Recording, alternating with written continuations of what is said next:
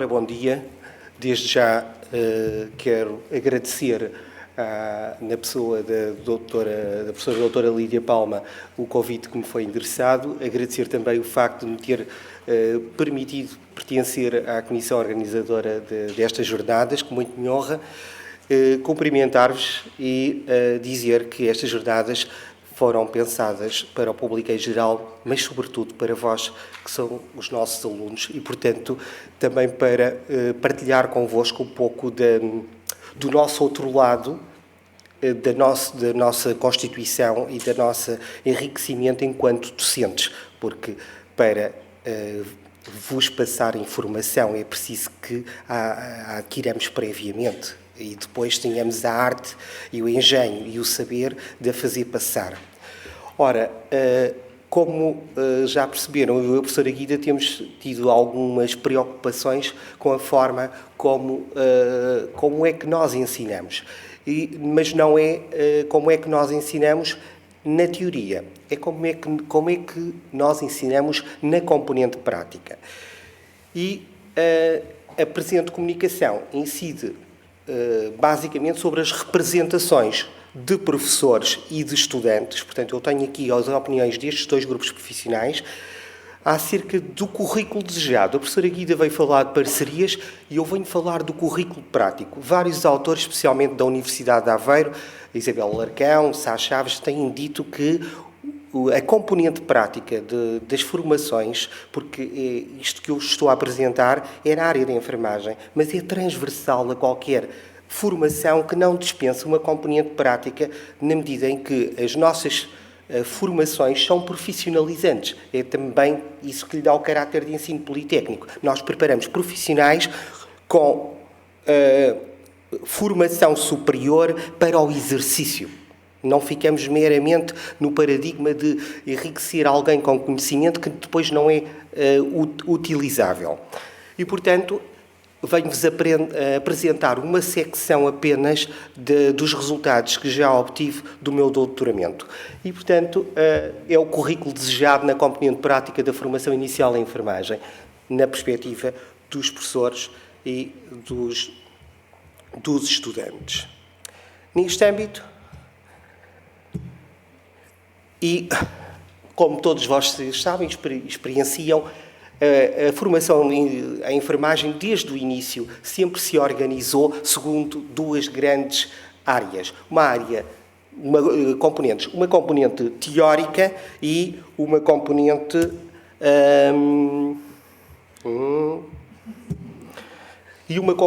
prática, que têm uma visa adquirir conhecimentos, capacidades, atitudes, valores na academia e a outra visa desenvolver ainda mais esses conhecimentos, mas também as capacidades de intervenção, nomeadamente a relação, nomeadamente as competências instrumentais.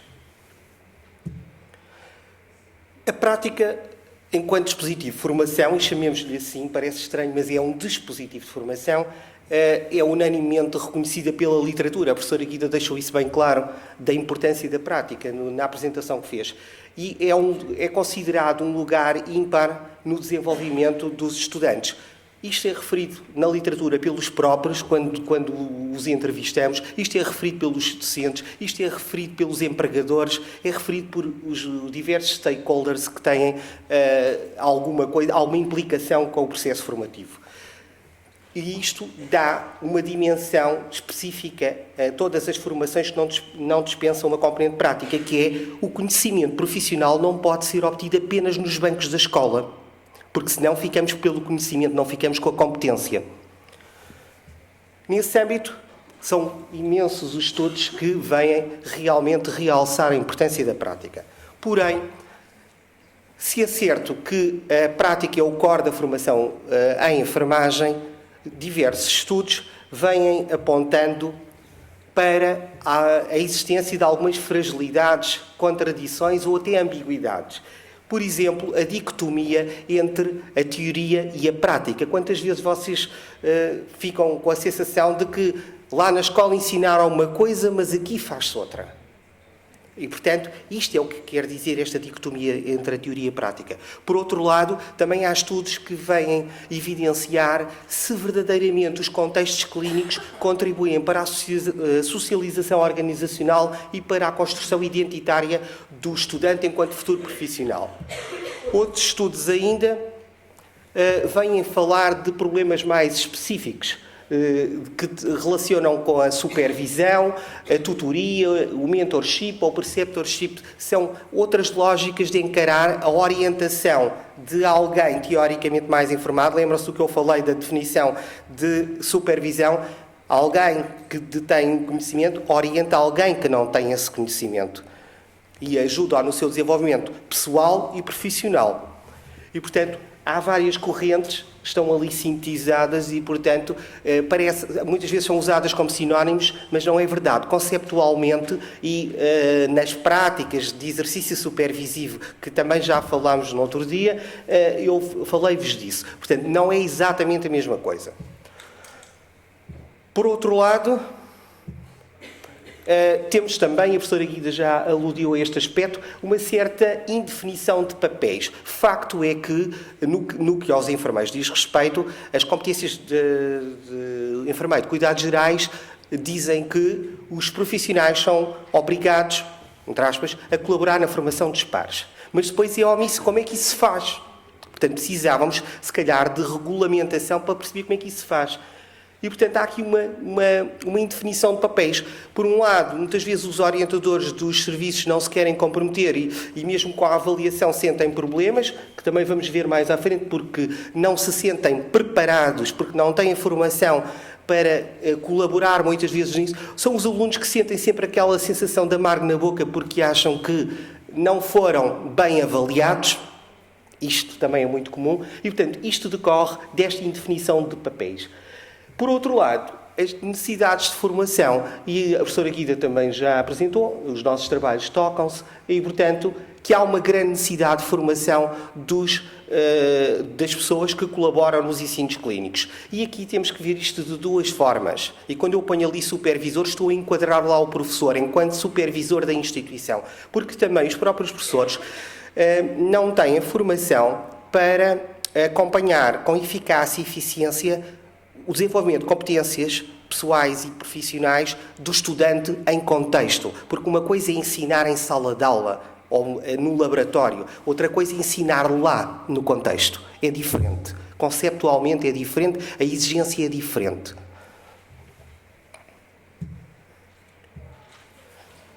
Ainda temos a considerar, e este foi o aspecto que a professora Guida aprofundou, as relações interinstitucionais que vêm pôr em causa as questões das parcerias, do trabalho colaborativo, do partenariado. Portanto, há uma série de correntes também sobre isto. Não me vou alongar, que a professora Guida explorou esta parte com bastante profundidade.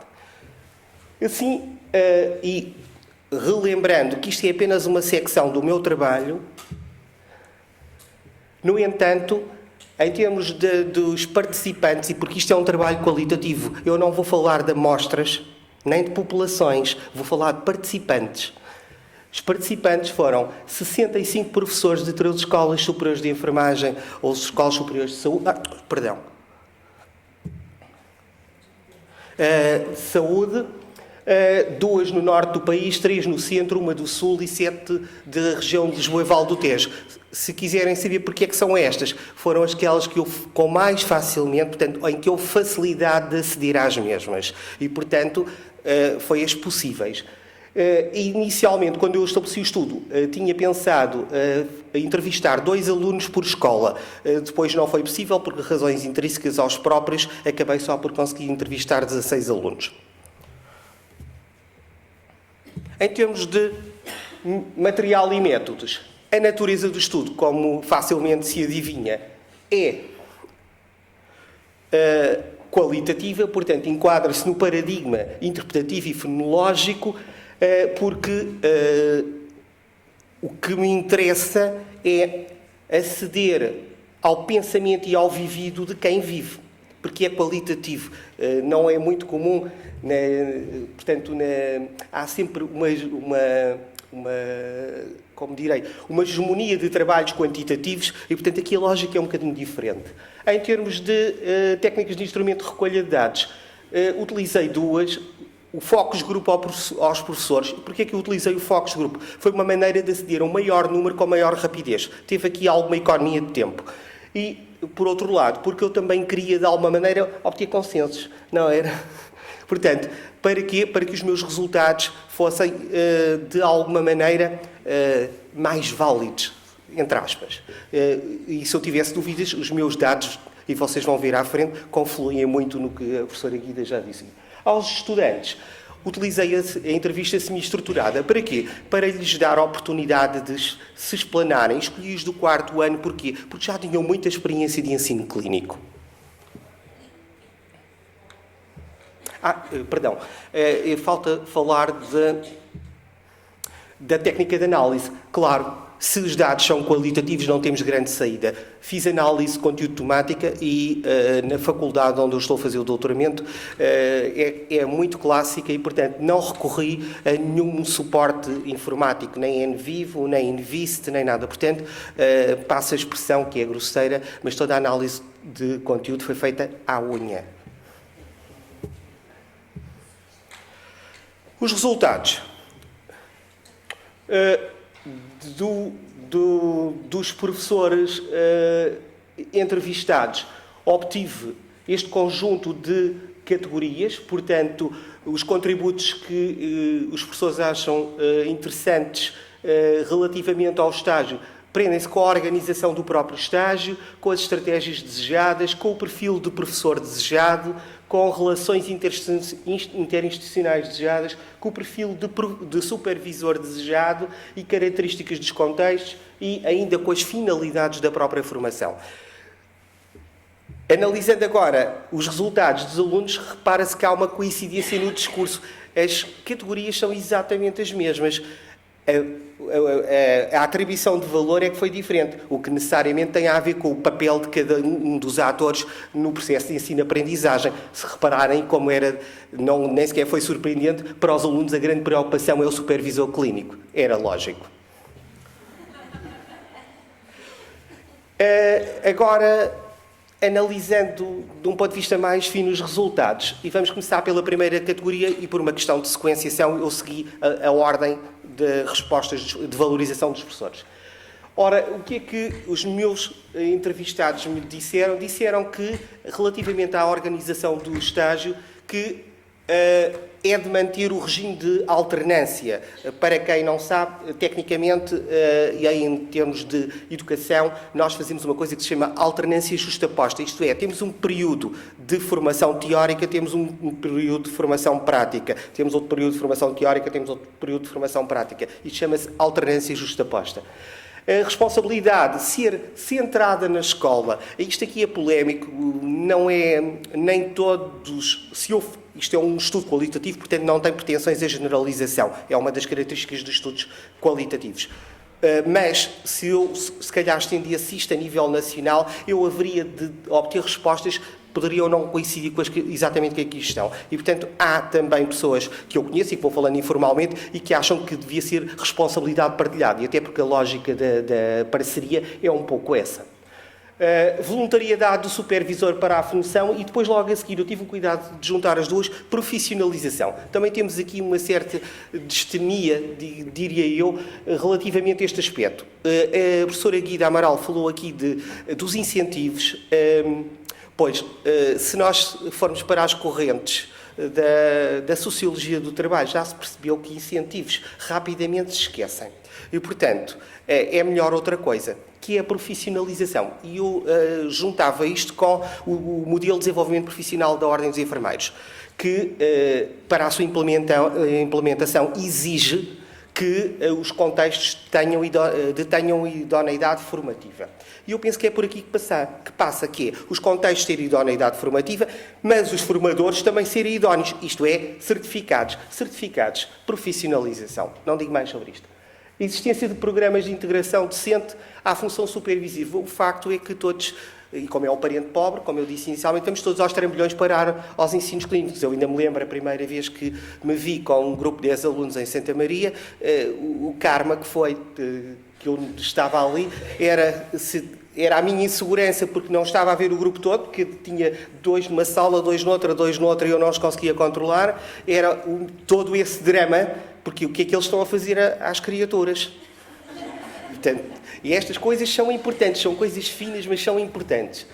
Por outro lado, o rácio supervisível, a professora Guida também já falou disto, temos rácios supervisivos demasiado elevados e temos muitos estudantes, por causa da existência de um grande número, com a liberalização do ensino na enfermagem e nas tecnologias da saúde, há em simultâneo muitos estudantes nos mesmos locais de estágio. E isto leva, por um lado, não haver a falta de oportunidade, por um lado, e por outro, ao cansaço dos próprios orientadores. Uma boa atmosfera afetiva ou relacional, isto é base. Supervisão tem isto implícito, porque a relação supervisiva é pedagógica, mas é essencialmente uma relação, entre aspas, afetiva. E ontem já se falou aqui muito de afetos, e tem que haver uma relação cordial, assertiva entre supervisor e estudante. E também sabemos que isto muitas vezes é apenas um desejo. Formalização da avaliação de desempenho do supervisor clínico. Esta foi muito curiosa porque quem me disse isto foram alunos. Que os supervisores clínicos, mas isso implica com uma lógica de profissionalização, haver avaliação de desempenho.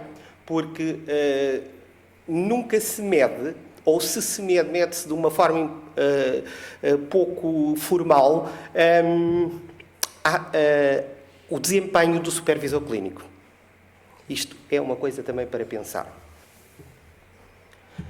Ora, agora falemos então das estratégias desejadas.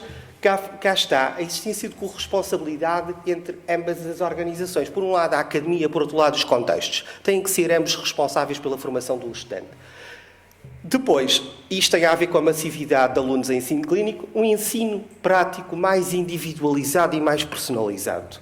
Por outro lado, também, um ambiente que propicia reflexão, porque muitas vezes os alunos, e isto ocorre muitas vezes, o conceito de bom aluno em supervisão, muitas vezes confunde-se com fazer muita coisa, fazer depressa e bem. Ora, isto para aluno, fazer muita coisa, fazer depressa e bem, não parece assim, parece-me um caldo, no mínimo, explosivo. Porque na minha terra diz que em muitos burros tocam ao mesmo tempo, algum fica para trás. E, portanto, enquanto está numa situação de aprendizagem, a coisa pode correr mal. Por outro lado, o reforço do ensino prático. Nós temos feito um grande esforço de sair do paradigma do fazer por fazer. Mas também não podemos correr o risco de cair no paradigma da intelectualidade excessiva. O que é que eu quero dizer com isto? Quero dizer que podemos ter grandes teorias de enfermagem, podemos organizar ter a capacidade de organizar teoricamente imensas coisas, mas depois, quando chega a hora de pôr as mãos na massa, de cuidar do doente, espera lá, como é que é isto?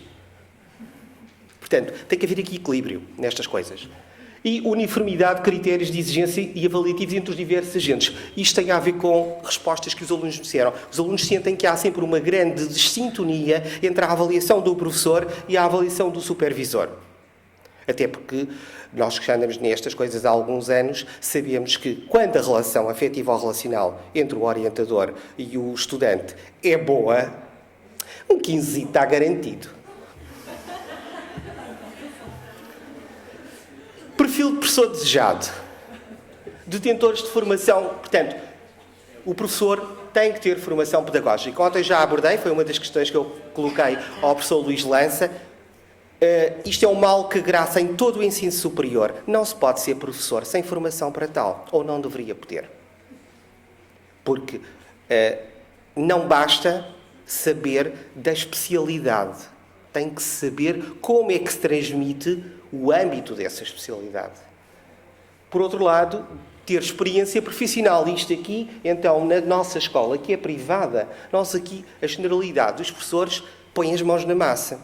Mas na carreira pública, sabemos, é pena não ter aqui, senão tínhamos já um debate aceso, na carreira pública, como sabem, com a regulamentação da carreira docente, os professores estão completamente afastados da prática e depois ainda tem que se recorrer à figura de estilo de contratação de enfermeiros para orientar os estágios, até porque isso é aquilo que um professor que se preze coordenador não faz. Portanto, é preciso experiência profissional também, porque nós fazemos um ensino profissionalizante. Com formação específica em supervisão, já não vou voltar a falar disto. Motivados, isso é outra questão. Em termos curriculares para o professor, orientar estágios talvez não seja o mais interessante e, portanto, a motivação muitas vezes não abunda. Depois, com formação especializada na área clínica, temos que alocar docentes que sejam especialistas naquela área clínica, sob pena de por vezes, o docente não estar capacitado para avaliar a situação e os trabalhos que o próprio aluno está a desenvolver naquela área, não é? Se me colocarem, eu sou de médico-cirúrgica, se me colocarem em saúde materna e obstétrica, eu não percebo nada. Não é? Portanto, cada um tem que saber daquilo que sabe. Com experiência supervisiva. A experiência também só se adquirindo, é como ao caminho, só se faz fazendo. E detentores de conhecimento prático. Portanto, o que quer dizer, mais uma vez, ter experiência profissional, meter as mãos na massa. Ora, passamos para a categoria seguinte e fala das relações interinstitucionais. Eu, se calhar, vou só mesmo... A professora Guida falou disto muito bem no âmbito das parcerias e eu saltaria esta para não haver mais delongas. O perfil de supervisor desejado, e aqui está um tema que os alunos adoram. Portanto, reparem, é muito coincidente com o que se deseja para o professor. Bastante coincidente. Portanto, ter formação pedagógica, ter experiência profissional, e aqui temos que considerar duas experiências profissionais. Por um lado, a experiência profissional de enfermeiro e, por outro lado, a experiência profissional como docente. De alguma maneira, a publicação do Estatuto de especialista vem colmatar esta questão. Por outro lado, ter também ser especializado na área clínica que orienta. Por outro lado ainda, ter competências de cidadania organizacional. O que é isto? É algo que cada vez é mais valorizado nas empresas, que é ser disponível, ser atencioso. Portanto, todas estas são competências de cidadania organizacional.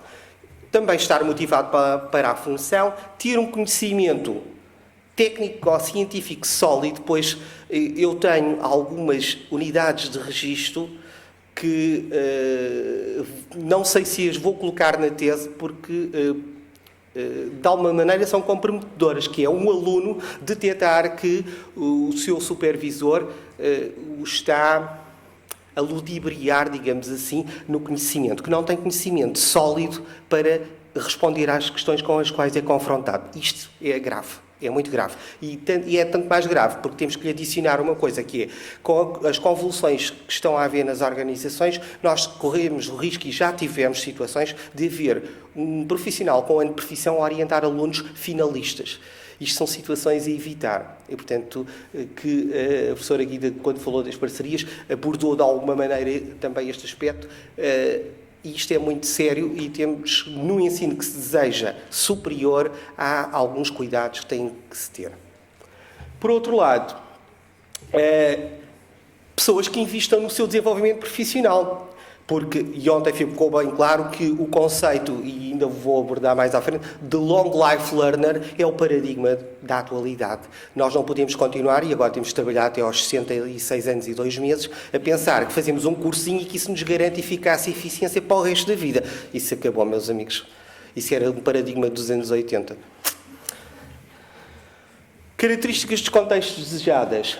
Basicamente, tem a ver com condições estruturais, condições materiais e depois questões relacionais. Relacionais com a equipa, o ser aceite. Há aqui um problema com a pertença. Os alunos têm uma grande sede, as correntes da sociologia associadas a estes aspectos da educação falam muito e colocam muito em evidência a necessidade de pertença, porque o aluno tem necessidade de se sentir integrado na equipa.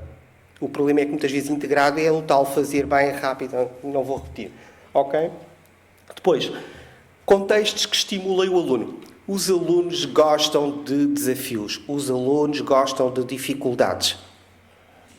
Gostam de professores que lhes exigem que eles se superem um pouco mais. Porque quando assim não é, eles próprios nas avaliações dizem ele é porreiro, mas eu não aprendi grande coisa com ele. Ora, relativamente às finalidades, também já foi ontem subejamente falado, uma formação baseada na evidência.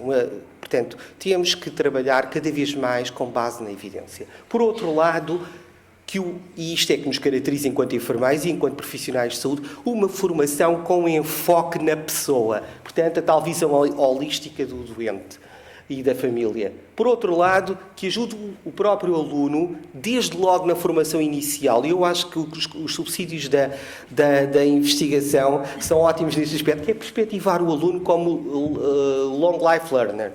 E, por outro lado, que profissionalize a sério, que sejam seres pensantes.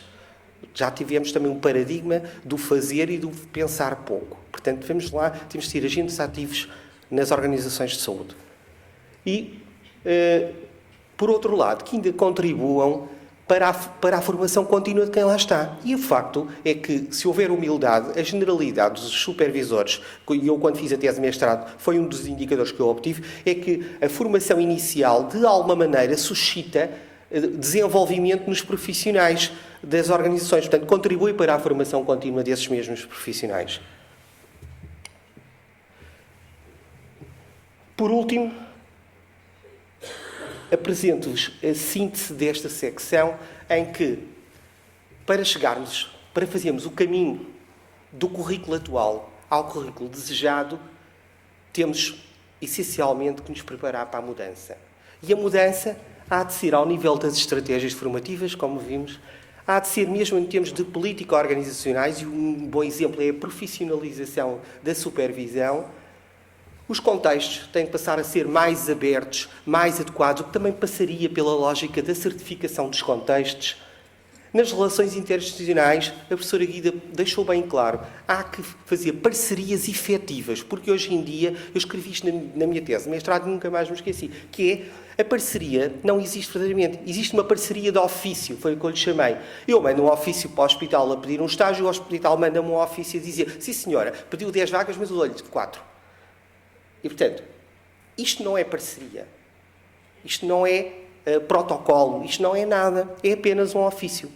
Porque, muitas vezes, os estágios, os orientadores de estágio, são conhecidos pelo estudante e pelo professor, já, às vezes, com o estágio a decorrer. Ora, não pode ser.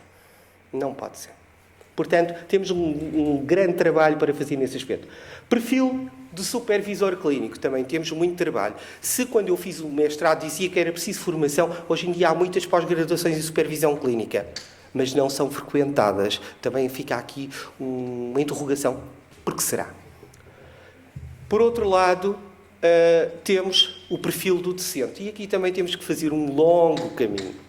Temos que também trabalhar os docentes para responderem com eficácia às solicitações de uma formação contextual, que é diferente de uma formação protegida em sala de aula, onde tudo pode ser previsto como no laboratório.